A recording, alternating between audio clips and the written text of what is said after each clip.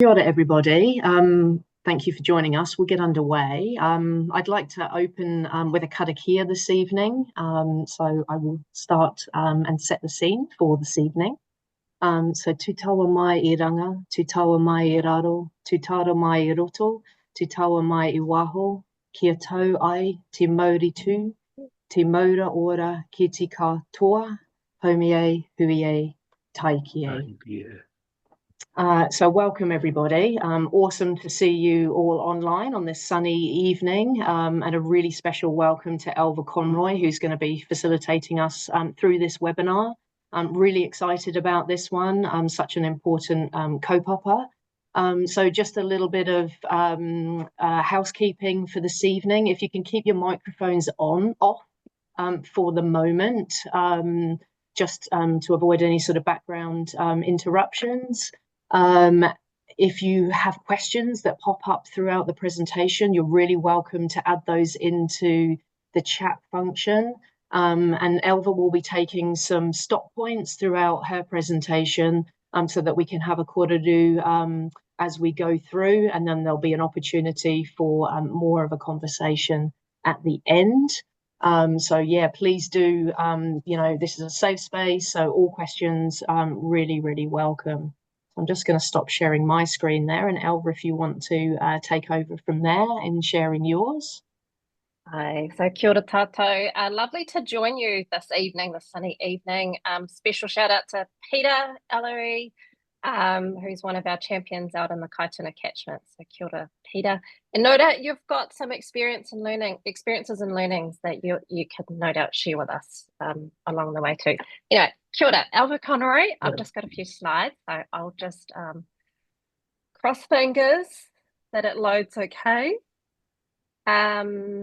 And on. So please can you see my slides? That's beautiful. Perfect. Success. Oh, the run through worked. So kia ora koutou. The official name for the session tonight is Fostering Effective Relationships with Tangata Whenua. But I thought, I'm pretty flexible, so I'm more than happy as well, throughout the session if there's anything that you're puzzled about and you weren't sure to ask, please sing out, because this is one of these sessions where we can actually demystify some things as well, and hopefully provide some ideas of what you could do to, try different approaches to have, these long-term meaningful relationships with Tangata Whenua, acknowledging that it's complex, dynamic, and but when it works well, it's amazing, I guess to say. So I'll start off with who I am, ko ai au. So ko tarawa te waka, ko tarawera te maunga, ko rangiuru te maunga hoki, ko kaituna me wairinga awa, tūhaurangi me makahai ngā marae. So my connection is to the Tarawera mountain, also to the rangiuru maunga, which is near Te Puke, Kaituna River, Waiari Stream, and the two marae of Makahai and Tūhaurangi, which is around Te Puke, Waitangi area. So that's where my bones are. My bones. Alongside, I have multiple four-tile hats. By day, I work as a self-employed planning consultant based in Papamoa. I work a lot in the Kaituna catchment, the Waihi catchment, and then the Rotorua Te Arawa Lakes. I work a lot with iwi, with councils, particularly in the fields of freshwater management, geothermal management, cultural frameworks, or anything environmentally focused. I've also been fortunate to have worked around the country, and it's quite fascinating to see the different ways in which, not only the different ways in which iwi and hapu are organised, but the different ways in which people engage with Tangata Whenua. So what you can imagine, down south in Invercargill, you have one iwi, you've got one point of contact, and you have one iwi management plan. And of course, I move back up to the Bay of Plenty, there's a gazillion iwi, gazillion hapu, and lots of treaty settlements and iwi and hapu management plans. So very dynamic, complex, and I guess we're all constantly learning. It's evolving. So the brief that I was given was to cover a few different elements. Hannah had mentioned a lot of feedback that members had provided in terms of the things they'd like to learn or hear more about. I will do my best to try and cover as much as I can, or at least give some insights on the different elements. And so I took this brief and kind of reconstructed what I think you guys might want to know tonight. Sometimes it's just understanding the why. Why is it important to have these relationships, but also why are they really difficult to build and maintain? What are those challenges? But also, how do you overcome those challenges, especially when you're looking at aspects like non-engagement or having those really difficult discussions. And then I'll also provide, I guess, some insights or ideas of how you can move towards just going from consultation and then moving towards, the more of these long-term collaborative kind of working relationships. And then alongside, one thing I will do is throughout the session is just to pepper some of this. I guess there are a lot of requests around what each of these things are, like karakia and greetings and things like that. So I'll pepper that throughout and maybe provide some, I guess, help to demystify what they are and why they are and what that could look like for you guys. And then, of course, please use the chat because sometimes I forget what you don't know, why I don't know what you don't know. So if there are any unfamiliar terms that I'm using, please sing out or chat out. Feel free to share your experiences because I know you're all working in this space already. And please ask questions. To me, there's no such thing as a dumb question. So yeah, use the chat, use it widely. I can't see the chat thing pop up, but Michelle will monitor the chat for me. So that sounds good. Oh, it's so weird. I don't normally do webinars, so it's quite weird not having the audio feedback. Sounds great. Thank you, Elva. Thank you, Michelle. So before I get into the main subjects, I thought I'd start on just two terms that you may have heard or may wonder what it is and why it is. So the first term you may come across is this thing called whanaungatanga. And if you're looking at the root word, which is the first couple of letters, whānau, this is around establishing your connection, like who you are, not just who you are, but where you are. So your connection to your place and to your group of people, your group. So it's called kinship. So often you'll see the action of whanaungatanga at the start of meetings, or if you're meeting people for the first time. So this is through the introduction. So not just, hi, my name's Alva. Often when you are working with tangata whenua, you'll notice that they'll introduce their connection to their mountain or to their iwi, their tribe, or to their I guess, rivers and streams, I guess those natural landscape markers. And one of the reasons why we do that is that's part of our identity, as in our who we are and where we are kind of one and the same. And so often when we're doing that, we're also listening to what other people are saying to work out how we connect to that person or how we might know their links. And it's just something we do just out of not habit, but it's this whole thing of that, of working out how we're familiar to each other. And so of course, something that may come up is like for you listening. So what do you say? Like, do you have to say a full-on pepeha, which is the thing of who your maunga is and who your awa is? I think it's completely up to you. So often when people meet you for the first time, they kind of just want to know who you are and where you're from.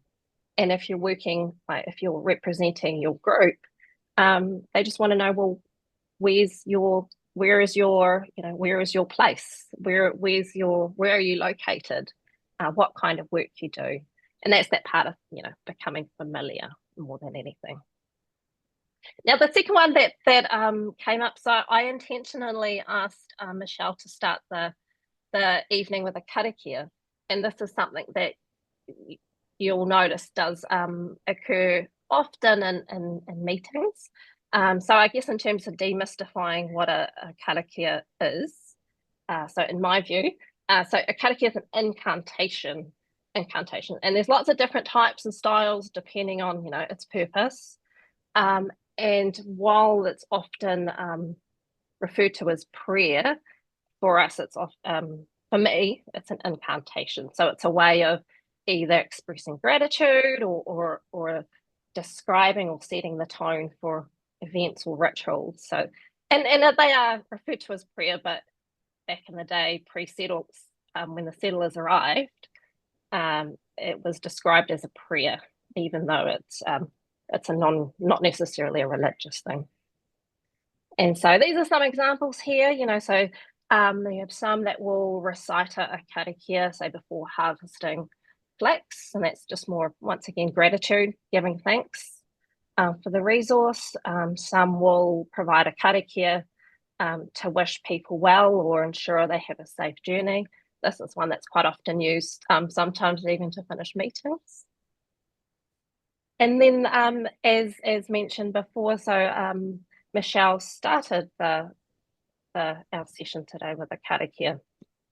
And this is something that is becoming more, I guess, commonplace within meetings. And as I mentioned, it's a way to set the tone, and especially when you're kind of rushing between going from meeting to meeting, or going from email to meeting. Sometimes by starting with a karakia helps people to kind of like take a breath, kind of get their mind settled, and then prepare and focus with that session. So it's a way of almost like transitioning you into the purpose of the gathering that you're there. A common one that comes up is, what if I'm not religious? For some people do feel uncomfortable with, having to be part of karakia proceedings. And I guess, yeah, absolutely. One thing that is becoming more commonplace now is a lot more karakia that are, I forget the word, is it secular? Non-religious, yeah. So for example, this one, Tutawa, is non-religious, doesn't refer to atua and all that stuff. And a lot of that, those styles of karakia came about when the settlers arrived. Anywho, so that's karakia. So incantation.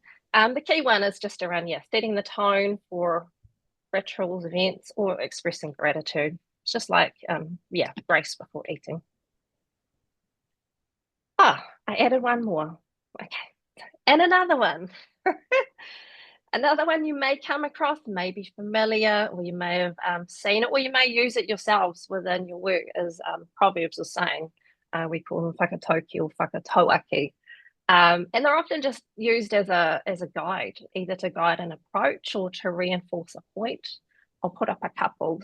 So some of these ones you may come across in projects that involve collaboration.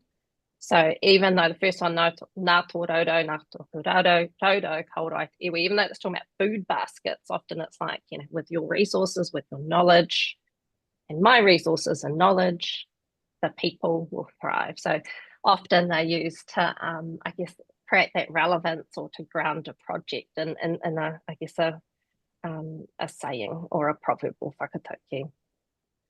Some of the more contemporary ones coming through now, mokopuna decisions. So it's a new one that's cropped up in the last probably 10 years. So whatever you're doing with your grandchildren and your future generations in mind. And I guess to highlight, we use these kind of sayings all the time. So as we know, it's not just a Māori thing. It's often it's a term to describe the way in which you might do stuff. It's a different way to describe it. So that's whakatauki. So hopefully that's been a bit of useful insights about what do we have? Whanaungatanga, karakia, whakatauki, and just hopefully you realise kind of how you might see these kinds of aspects within your work, or that you may come across. At least you can get a sense of why, more than anything, why people use it. Now, before I move on to the relationships, are there any questions that popped up, Michelle? No, just a nice sharing from Nicola, something that Pa often shares with us or uses, which was kia ora te whenua, kia ora te tangata. Yeah, really nice. So if the land and the environment as well, then the people are well. Yeah. And that's actually really similar to this one. Well, actually, no, it's not similar. This other one here, whatu ngaro ngaro te tangata toi tū te whenua. So highlighting that, people come and go, but the land will always be there. But that's the wrong definition, sorry. So this one here at the top, this is around basically people disappear, but the land remains. So it talks about the permanence of land and environment and how, people only have these shorter time frames. I will fix that and then make sure that the slides have that correct definition. Cool. Okay, so Michelle, did you want me to move on to this one? Yeah, unless anyone has got any questions they want to sort of jump in now. No, all good. Carry on, Elva. Good. Okay, so this is the why, as in,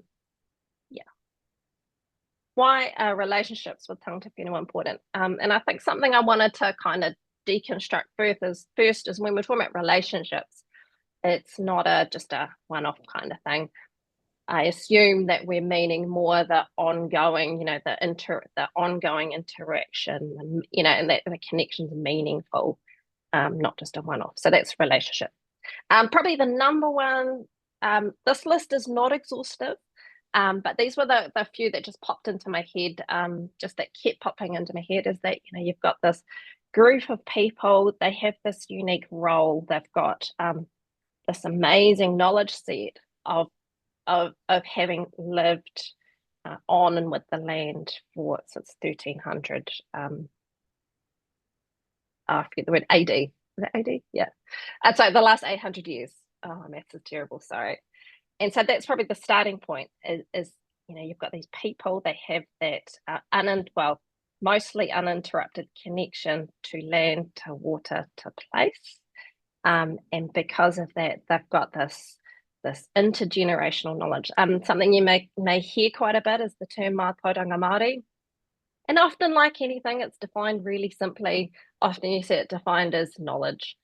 But in my view, what mātauranga Māori is, you've got this, it's like the cumulative, all these intergenerational, cumulative knowledge sets. It's intergenerational. It covers not just the knowledge, but your insights, the observation, and the lived experience. And although we didn't have things written down over, pre-colonization, all of our knowledge was orally based. It was often passed down through stories, songs, haka,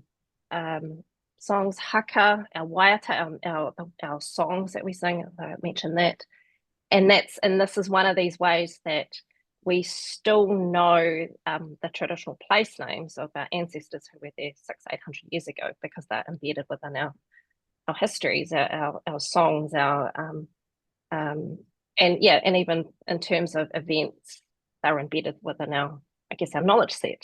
So that's probably the whole. So highlighting, you've got this intergenerational knowledge, and something to note is you've got generations of observation of how the environment was working, in terms of lunar cycles, in terms of I guess all of the seasons and the connection with taonga species such as birds and fish. So that's all kind of embedded within this term mātauranga Māori.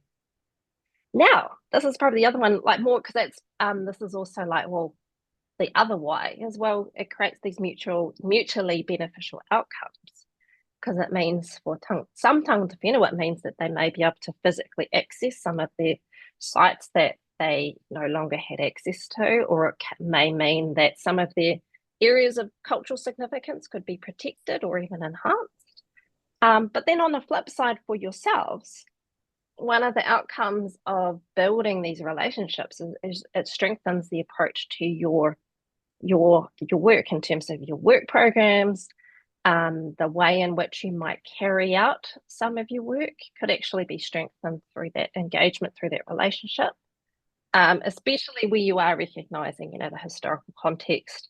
And where I'm talking about interconnectedness often, and I guess as we see some of this alignment where we're looking at the world in terms of, I guess, mountains to the sea, the whole full catchment approach, and recognizing that everything is connected and and so that you're taking this holistic, integrated kind of approach to things. Um, and I think one of these things around strengthening the approach to your mahi is, and I think looking at a purely practical sense of, when you're looking at funding applications. So often funders will look will look more positively on applications that have involved tangata whenua, so haven't just been consulted but are part of the work program, that find ways to integrate or incorporate that intergenerational knowledge. So even looking at from that practical sense of the advantages of the relationship. So that's, I guess, why in a nutshell. There are a lot more, but I thought it was easier just to highlight just some of those the key two, I guess. And the other thing to note is that, of course, if if you can think of other reasons why you might want to, why that relationship is important, feel free to add in the chat as well. Because one other thing I love about these kinds of sessions is that we can learn from each other, especially since you're all working in different parts of the region. Now, second area, why are they hard to build and maintain? Build and or maintain. And I know many of you would have been working with tangata whenua for a while, and some of you would have some very similar challenges. Once again, this list is not exhaustive, but they're kind of the main ones that just spring to mind, and that the common aspects, no matter whether it's a environment or conservation kind of project or even a urban development or anything. So some of the key ones that just that it highlights the challenges. So sometimes they just don't know you. So when we were talking earlier about whanaungatanga, sometimes it takes a while for the familiarity to build. Something I tell people a lot is, if you need to obviously meet with tangata whenua and you're meeting them for the first time, don't expect that you can get straight to business in that first meeting, because often that first meeting is just about getting to know each other. Sometimes it's just, they want to know who you are and know that the work that you're doing kind of aligns with their values. And I think that leads to that second one about trust. So they want to know who you are, and they want to be able to have trust. And once again, that takes time. In some projects, this might not be the case for all, but in some projects, they're just not sure where they fit. They're not sure whether you want them there because it helps with a resource consent, or actually whether you're wanting them to be part of the program. And I think so that's part and parcel of, build the relationship, get a sense of, roles, where they might fit and when, of course, is it throughout the whole thing or is it just at the beginning? I want to have a quick side chat about legacy issues, which I'll do now, and then I'll get back to the rest. And of course, while you're listening, if you can think of others, add it to the chat too, because this is where we're building up this, I guess, the different types of variables within this kaupapa. Now, legacy issues are these things, it's just more to be aware of things that may have happened in the past that provide potentially barriers for relationships. And it can sometimes explain why some may be reluctant to engage or take a while to warm up. So I'll give you an example of a legacy issue. So this is over my way around Te Puke. So you're leaving Te Puke, you're driving towards Waitangi, towards Paengaroa. There's an area, Kenana Road. So here we have our urupa. This is Kenana right here. And as you can see right in the middle, there's a road and a railway.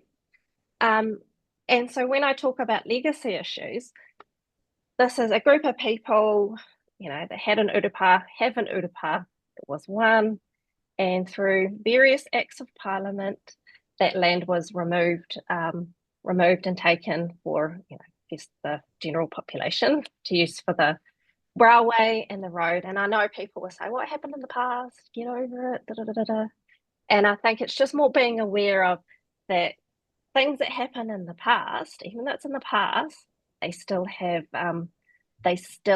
impacts today. I guess the feeling is still there. And so I guess when you're driving out this way, even though it happened in the past and the road and railway is still there, we're still going past and we can see our urupa or our burial ground in two parts. So that's a legacy issue thing. And so why I mention it is so within particularly the Western Bay district and parts of Tauranga City Council area, we had large areas that were confiscated for a range of reasons. And just, I guess, more is just being aware of that there would have been historical events and actions that happen that may mean that the group of people you're engaging with will still have a bit of that hurt, intergenerational hurt, I guess you can call it. So it's just something to be mindful of. And I think this is where we'll get to it. We'll get to it later around. Well, how do you find out more? How do you build your knowledge of about the group or about tangata whenua? This will help with just understanding where they're coming from.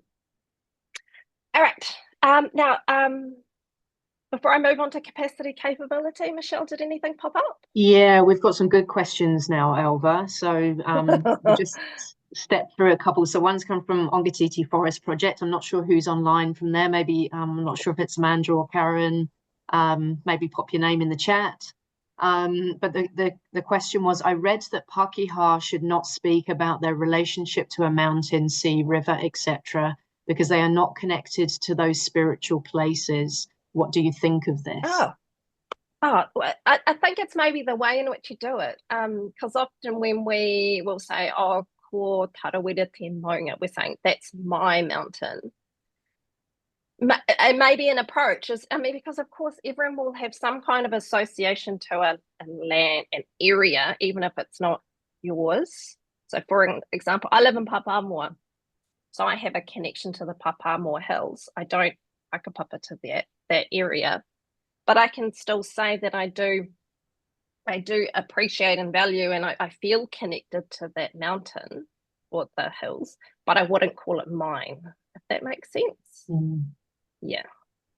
Yeah, so making those connections at different levels almost. Yeah, because I would still love to know even if you don't have that whakapapa connection to that river, I'd still want to know that you feel connected to that river, because that tells me you care about that particular area, Yeah. So Leslie shared, as an immigrant to New Zealand as a 2-year-old, my river and mountain in England mean nothing to me. Yeah. Is Pipiha always back to where you were born rather than grow up? Well, there are different ways to write your Pipiha, if this makes sense. And so when I'm saying that Rangiuru or Tarawera is my mountain, I guess because that's where my ancestors are from, but I didn't necessarily grow up in that area. And so this is where I could say, you could still set up your pepeha, and I guess we can find ways to write it so that you can still say you're connected to a particular area here. Because no doubt you've been here. I guess no matter how long you've been here, you'll still have a connection to a river or a mountain. So I guess maybe it all comes down to the way in which you describe your connection. I hope that helped. Yeah.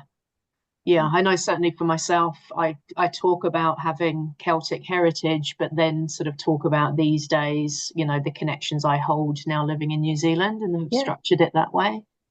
Exactly. So Nicola sort of shared, non-Māori I know talk about in their pupiha what is significant and to their heart. So I think that's really nice. Because I guess that's sort of, true relevance. And there is wording for that. They cover where they were born, where they live now, and landmarks that are significant to, their nākau, their heart. Fran said, in a professional context, it can feel inauthentic building a relationship when you know you will be out of the picture if roles change or funding goes. And it's hard because especially when you're dipping in and dipping out. Um, yeah, and that's common. It's common. It's a very common thing. And I guess maybe and even though you know you're going to be dipping in and out, maybe it's like how you ensure the way you're creating or connecting or maintaining that relationship during that point in time. I guess that's the only thing you have control over, you know. Cool. That's questions for now, Elva. Nice. Okay. And then now these last three, they're probably the most common ones at the moment. Well, actually, it's an always thing, but especially at the moment. So some of the reasons why you may have challenges with building or maintaining the relationships capacity. Often it's within many of our groups, they're all volunteers or they have day jobs. They all like there are very few organizations that have a dedicated person that you'll always work with. Um, and so that's often a challenge because you may end up meeting lots of different people over time because it's sometimes whoever's available attend at the time. And then sometimes they don't necessarily have that technical knowledge that the last person had. So that's often a challenge. Capability, as I said, because it depends on who's available at the time in terms of that the type of support or guidance that you may need.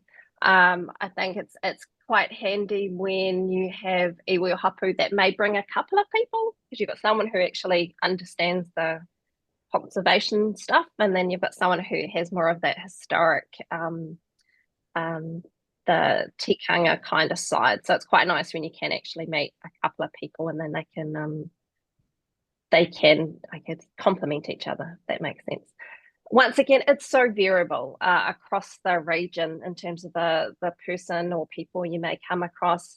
The biggest constraint I can see at the moment is competing priorities, especially if you're waiting to hear back from someone and you still haven't heard back from them, or you've got things that need to get started and you just haven't heard. I mean, some of these competing priorities, I mean, it's tricky. Often they're also dealing with some of the troubles of today. So, housing crisis, cost of living crisis. Everyone's also got day jobs. Um, Also, for some of them, they're all fielding requests left and right from everyone, resource consent applicants, councils, multiple councils often, and then central government, when you've got all these bills and submission processes flying, it's a really tricky time. And then on top of that, when we have tangihanga, so that's like the bereavements that happen within a hapu and iwi. And when we have bereavements, they're collective things. So it's not like you just go to a funeral, but they're multi-day events. Um, and then quite often you're going from one tangihanga to the next because you're taking your collective to someone else's tangihanga, which may be in another area. And so this is just kind of the reasons why, you may not hear from someone because there's been 4 tangihanga in a row and then that's wiped them out for a few weeks. To say the least, there will be others and, there's no one size fits all. But it is one of these big challenges. I just want to put up, there were 2 questions that popped up and I thought I'd just throw them here. And of course we can chat more. So how do you deal with non-engagement? So I guess, yeah, tricky one because it depends on the why. It could be, one or more of those things in the boxes. But it gets tricky. So I guess maybe a couple of things is to double check that they were the right point of contact. Because sometimes the mandated reps change willy-nilly, not willy-nilly, that's the wrong, they change. And sometimes you won't know about it. So checking are the right person, maybe checking with your networks to see if other people are having the same challenges. And then making sure that at least, even if they can't come to meetings, that you're still, CCing them and including them on all the emails. So that for certain, in terms of your paper trail, that you have at least been providing updates and communication, you've got the communication channel going. And then sometimes if they're not answering the phone or answering emails and they have an office, which isn't always the case, maybe just popping into the office to see, see what's up. And because it may be just that they've been busy and they don't realize how important the thing is. That makes sense. And then how do you deal with difficult discussions? I mean, this is even like the 1080 is a tricky one. But irrespective of all the science and research that's been done, I mean, one approach is to connect them with other groups, especially iwi-led groups where they have used, so I'll use the 1080 example, connect them with those groups that have been using 1080. I mean, the Dokumita Rangers is probably an example where they have done 1080 drops and they have been monitoring over time, so they'll have some data. And it could be getting them to go and visit these sites to see and hear the difference that the drops have made, as an example. But things like 1080 it's a tricky one. Yeah. Michelle, more questions? Yes, got a couple more questions. So from Amanda. Hey, Amanda. How do we find out which iwi or hapu has a connection to the land where we work? Good. No, that's a great question, especially in this area where you have a gazillion hapu and iwi. Okay, there's a range of places you can find it. Some councils, I mean, BCA may have a database. I don't know what your, don't know. But some councils on their websites, they will include rough kind of maps showing who and where the groups are. Some do, but not all. Regional council often will have the contact details of all iwi and hapu that they know of within their system. So that's something you could always touch base with the Māori, they call the Amorangi unit, the Māori policy unit. And that's quite handy because they no matter where you are in the region, they'll have the contact details. That's probably the starting point. And there will be other websites around. So what I'll do, I'll flick the websites to Hannah to share with people as well. Yeah. Yeah, so we certainly use regional yeah. council as a useful sort of support. They've actually got an online tool internally called GoView, where they have and they I think they work quite sort of hard to keep Tangata Whenua contacts up to date, and we are hopefully as BCA getting access to that. So I'm really happy if groups are struggling to sort of lean on us also to help you with that. Exactly, and particularly because you've been around now for a while, you would have worked with a lot of these guys as well. Yeah. Next question: are there good ways for us to take pressures off iwi, e.g., the sort of the time and cost? I think it's a really good question. Yeah. I guess there are some ways. So some ways is around letting people know ahead of time what's coming up. So it's if you've got an idea of what's coming up over the next 6 months, include that in your emails or whatever. Just so that when you're ready to have a meeting, it's not coming in cold. You're not cold calling them, kinda. They know what's coming. So that one. The other one, like if you because I know this is more probably resource consent applicants. They send, PDFs full of lots of stuff. If there's a way that you can just summarize what you're doing simply, that would be awesome. Just so they get the gist. You think if you've got a gazillion emails and you want yours to stand out, it's just being clear on, what you're doing. And if you're needing a meeting, what do you want to cover? Because sometimes they're so busy that you need to be certain that that bringing them out on site or whatever of the 4 hours that it may take to travel, that it's a good use of their time. So sometimes you may just have a quick Zoom meeting beforehand, just to clarify the purpose, or because sometimes you don't want to have a meeting just for meeting's sake. That makes sense. Something that does help for some is just meeting at their office, going to where they are, taking a thing of biscuits with you. That's quite cool, because then they're not having to take a lot of time out of their days to travel. Because then actually if they're all in one place, it's easy. That's probably some key ones off the top of my head. Yeah. And actually it could be just ask them. Depending on the nature of your relationship, if you're just starting out, I guess you can't just ask them. But, when you're further down the line, you can have a chat, what do you need? Because it may be a really simple fix. Awesome. That's the last question for now. Hannah's just highlighted another resource in the chat box for you guys to access, which has got some really good information in there. And we'll be sort of sharing some additional support resources out to all of you after this webinar also. Cool. Are we doing okay for time? We are 7:43. Nice. Cool. Okay, so that's that. This is that first block done.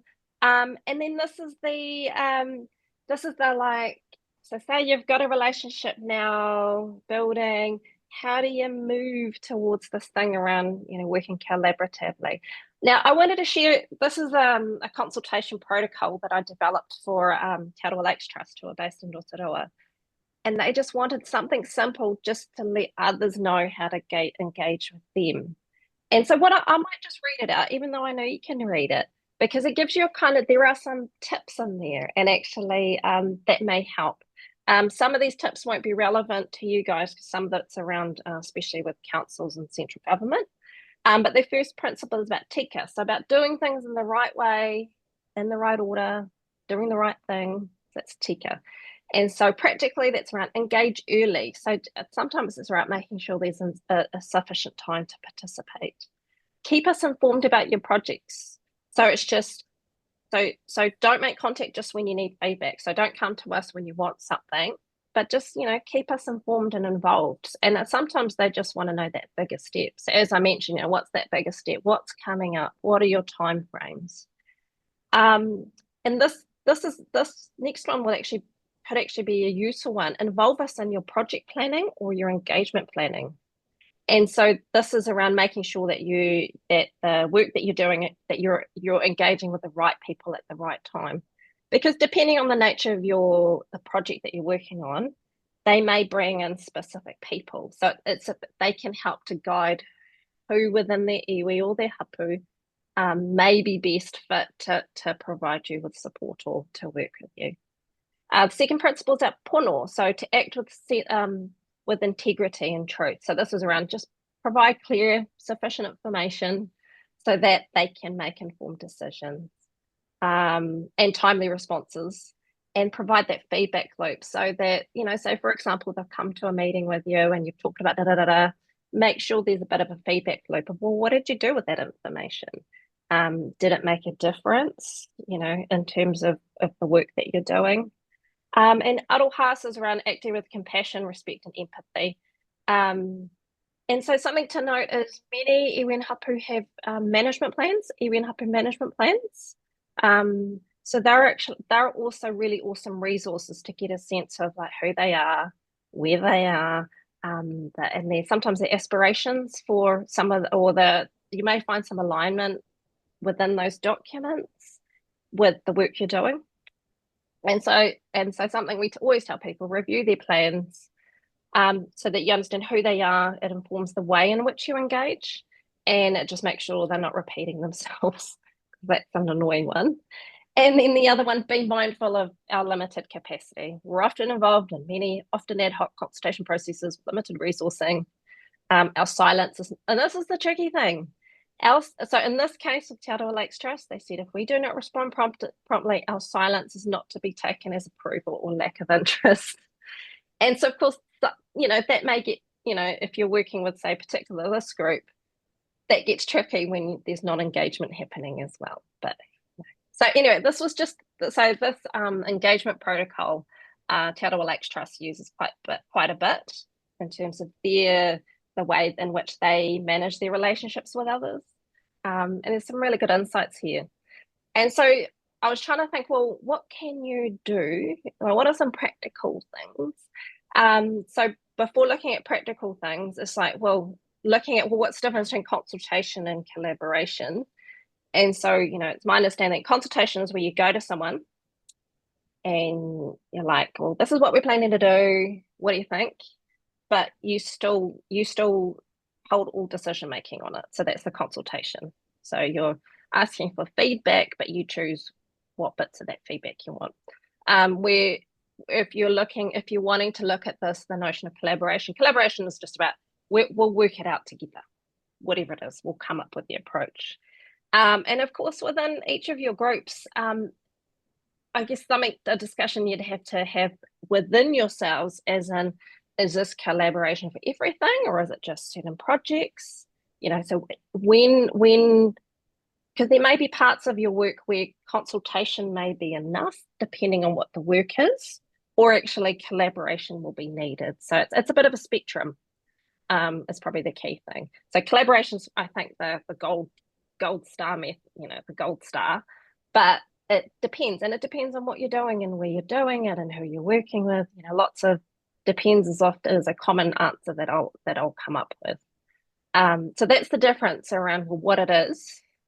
And then some examples that I see quite a lot around is around joint initiatives, so that involvement, co-designing work programs, and building capacity. And I think the whole thing of, well, how do you build capacity? Once again, it depends on what their needs are. And so I think we're going to loop back again around getting to know each other, work out what their needs are for them to be, actively involved. And then from that point, you can probably work out, well, what does collaboration look like for us? So it's actually not an easy answer, because it will depend on who you are, where you are, the relationship, and the that will drive kind of what collaboration might look like. The key. Oh, did I cover all of the? Oh, I did too. Sorry, I thought I had more things. I just realised I had all of the karakia early. Aroha mai. Right, so I've turned off my slide, so I can see you guys now. Hopefully you found that useful, or at least just getting some new insights, I guess based on experience and observation. And, it's just, I think something to highlight is one size doesn't fit all, and which is why the word depends is in my vocabulary a lot. And yeah. So happy to take any questions, but also, keen to know your experiences. Is it common for you to be experiencing non-engagement, or is it common for you to have lots of, I guess, that revolving door of different reps that you're working with? So feel free to take your microphones off, team, if anybody wants to share or ask a question.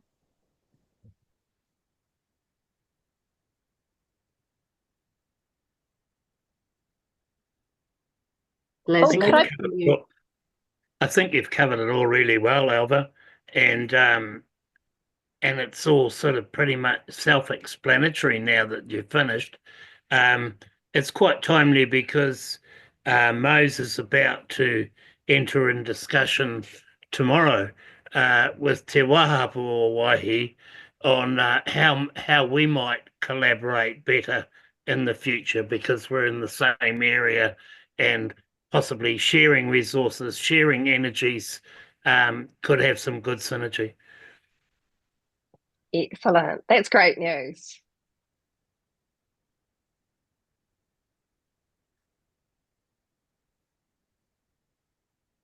Any other questions or stories? Would it be okay if I put Peter on the spot? Because Peter, you've worked with the Kaitana River iwi for a while, especially with your inanga work. Any tips or tricks from your end? No, because I think 9 times out of 10, it's, as you say, sit down and have the korero and work it through. It's gotten easier all the time. Raponi Wilson spoke to me recently, spoke to a gathering recently, and said we have had some problems with being inclusive in the past, but we are working on changing that, and I see that happening. Yeah. Oh, that's a good comment. And And sometimes, as you're saying, sometimes it's about sitting down with a cup of tea. Aye, aye. And a pack of biscuits. Fair enough. True.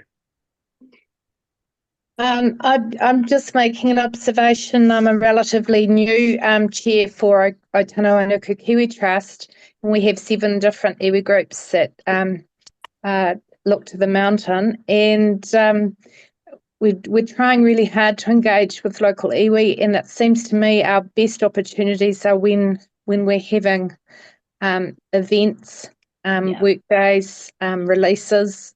We're getting really good engagement with the young people, young whānau tuning up for those.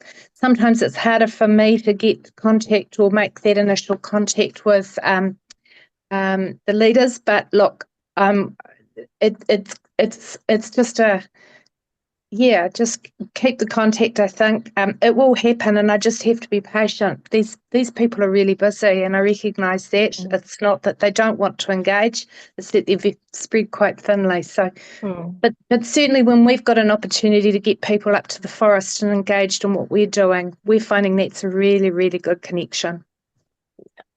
And I think I guess there's 2 things. I know, like with working with iwi or Tane Wainaku Kiwi Trust has a really great reputation.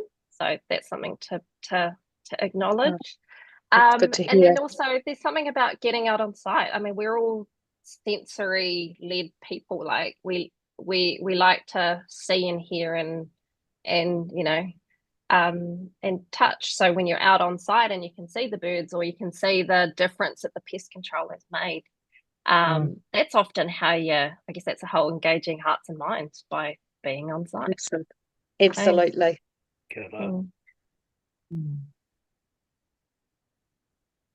Elva, I have not so much a question, but an area of confusion, and I've really enjoyed your talk tonight. So that thank you for taking the time. I guess I find that often we're working on private property. So if I was to plant some trees on my property, no one's going to care, and I'm not going to engage with iwi when I start putting in a few trees.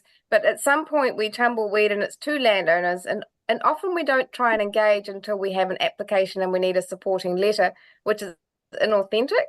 So, I mean, how do you gauge when a action becomes a group that needs to engage with iwi? No, I hear you, because you don't want to start the whole engagement process if you're just planting some trees on one block of land. And also noting their limited capacity, but of course at the same time you don't want to be engaging too late and then they get grumpy, like, why didn't you come and see me before? I don't have an easy answer to that one, because it also depends on because it's not only iwi and hapu you may have to engage with, but some private landowners are also, I guess, the Māori landowners, or that there's blocks of land in multiple ownership. So that's like a whole other kettle of fish. I'm not even anywhere answering your question, because I don't have a clear answer. Michelle, what do you think? I'm not sure. Yeah. Sorry to throw a tricky one at you. Yeah. I mean, I think, I guess the answer is kind of sooner rather than later in all that we do. If we sort of see the potential of something starting to expand and grow and be bigger than, just my own backyard. Yeah.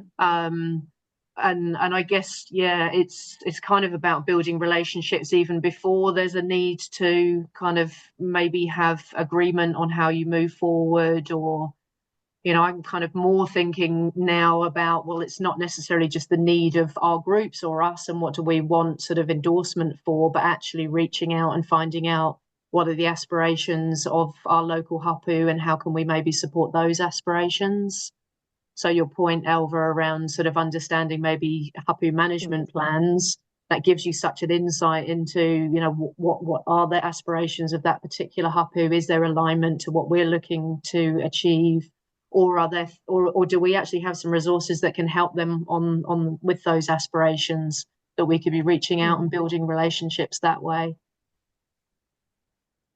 And I guess thank you, Michelle. That's good.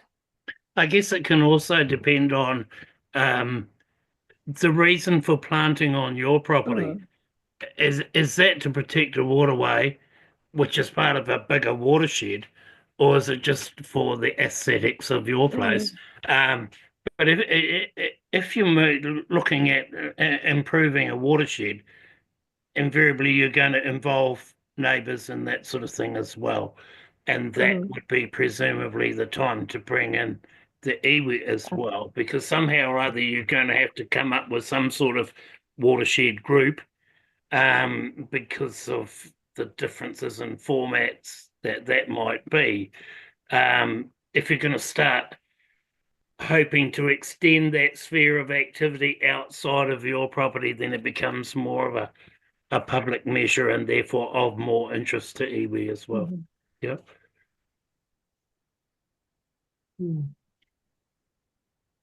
Yeah.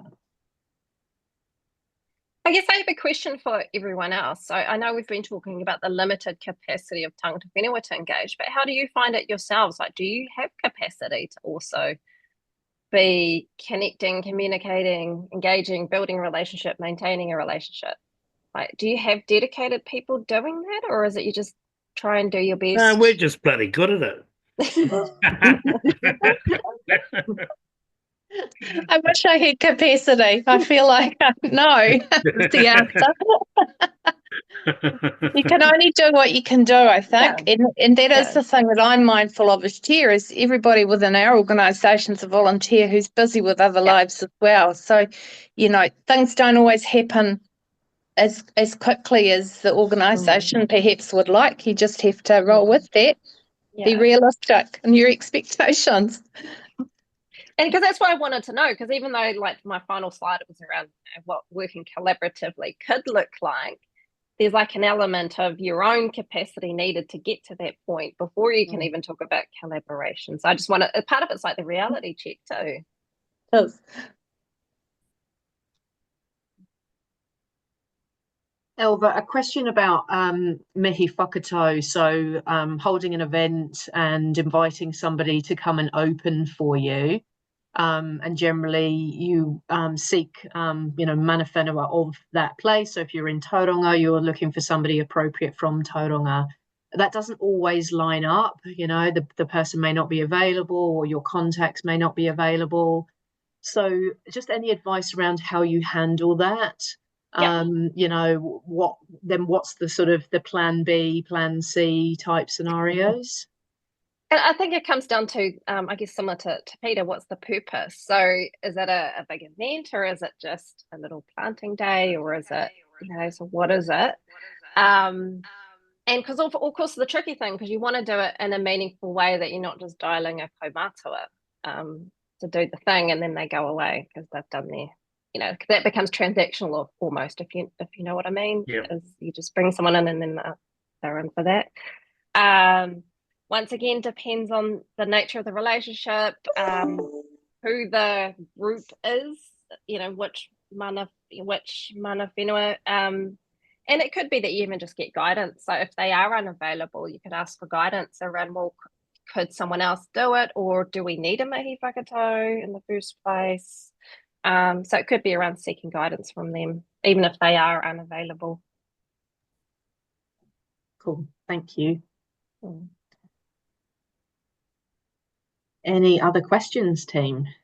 I'll just go back, Hans speaking, go back to the capacity section of it and follow on from Leslie's little comment there. We have, it's a voluntary organisation, but we have in the last 3 years contracted a young lady to help us with the consultation. Now, that has cost the trust, or cost our funders, an enormous amount of money, which could have been used on pest control and all the rest of it, to establish and try and maintain our contacts around, around Tauranga in particular, and Te Puke, the 6-7 iwi that we need to connect with. It's a incredibly expensive method to try and ensure that we do maintain contact and build it. And and as you said, Tautani Wainuku has our brand is very well known and it's very well respected around. but life goes on. Mm. The kokako are out there having their chickens right now, and they're being eaten by stoats and rats and possums and everything else that need to be killed. And so that is the most frustrating thing, where we've spent all this money to try and ensure that we are properly engaged and so on, and yet we're still stalled. And we've got, I think I calculated, there are eight issues that we need to, our community agreement with DOC, our translocation agreements, our work plan, all of those things, and they've all been out with the iwi for every year, so they're well-known situations.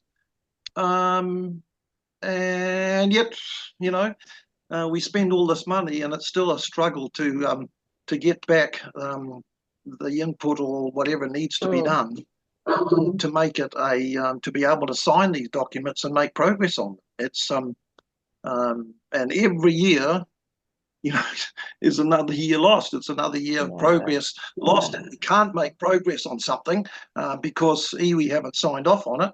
The kokako translocation is the classic. We've been 3 years trying to get an agreement for consultation to be able to get a translocation, kokako translocation, and it's just what I'm saying is that life goes on. It doesn't.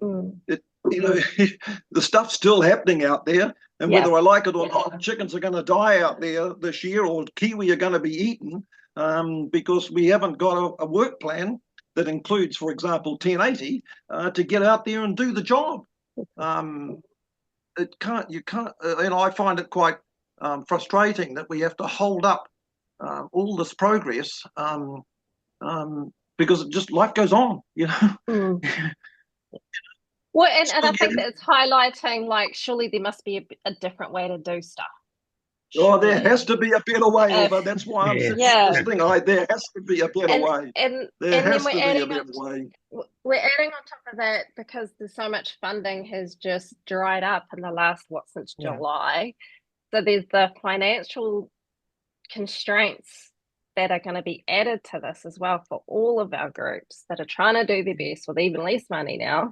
But also, try and just get on with the work. Yeah, no, I'm not so much worried about the work. I mean, we have a very, very strong and dedicated committed volunteer base that are doing the work. I mean, 17,000 volunteer hours for this last year. So we don't have a problem with that. It's a matter of having the iwi agreement and the iwi involvement in terms of saying, well, this translocation is necessary. Is it so? Yes. And what sort of impact, and they've all been informed. The same with the community agreement with DOC, for example. There's a requirement there from DOC's point of view for iwi to consult. And so to be fair, Hans, there does seem to have been a bit of a shift from DOC in the absolute requirements. I think they're starting to shift their attitude to have us demonstrate that we are making the attempt to liaise. It doesn't seem that they're quite as black and white as they were, and of course their resources are being hammered as well. So their ability to get back to us in a timely fashion is also. Yeah, it's just that Elva's notes there, it says that no reply is not to be taken as approval. Now, Elva, does that still stand? Yeah, does that still stand? Because in effect, that actually stalls, and that's what Leslie's talking about there, that there has to be another way.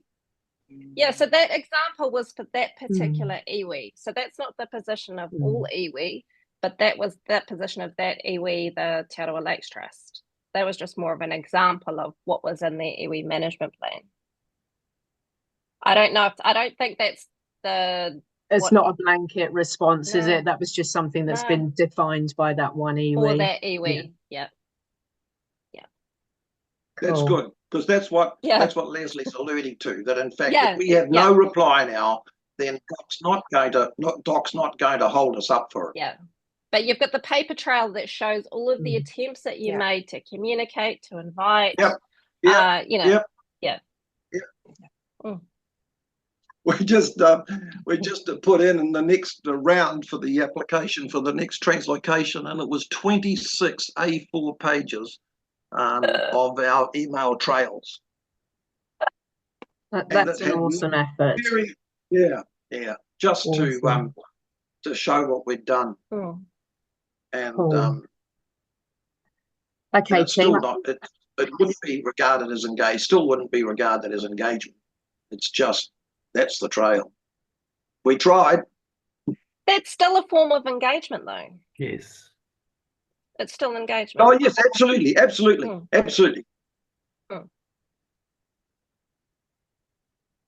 Okay, I'm conscious of time. 8 minutes past 8. We've done really well. Does anyone have any final questions or anything that they would like to share before we wrap up? No, all good. Well, I would just like to say, go on, Elva, did you have anything? I was going to say, and of course, I'd be happy to do another one of these sessions, I don't know, 6 months' time. Like, because so along the way, take note of anything that seems odd, or it'd be good to, I don't know, demystify for another one of these sessions. Yeah, that's an awesome offer. Thank you. And I think we should all keep that in mind. So I just want to finish by saying a massive thank you to you, Elva. Yeah, I think we struck gold when we connected to you actually many years ago now. And talking yesterday was a bit of a sort of shock to realize that the first cultural workshop we did is 4 years ago now, which was an in-person one back in 2020 with you and member groups. And you know, along the way you've supported with lots of different sort of components and learnings for BCA and our member groups. So really appreciate that, and yeah, hope to sort of continue that relationship. Well, I owed BCA big time because we borrowed Janie at our local primary school, and Janie set up some wetland visits for our kids. So that was an IOU. All good. And to everybody that's joined tonight, a massive thank you for taking time out of your sort of busy days and relaxing time of an evening. So really lovely to see you all here. This has been recorded, so it can be shared. If there are others in your groups that you think would like to sort of listen to this korero as well, we'll let you know when it's up on the website so that you can share it. And as I mentioned earlier, Hannah's put a bit of a resource together with some links to some websites and so on that may also be useful. So we will be sharing those out as well. So with that, I'll just close us with a karakia. Whakairea te tapu, kia wātia ai te ara, kia turuki whakataha ai, kia turuki whakataha ai, haumie hui tai ki e. Have a great night, everybody. Take care. Thank you.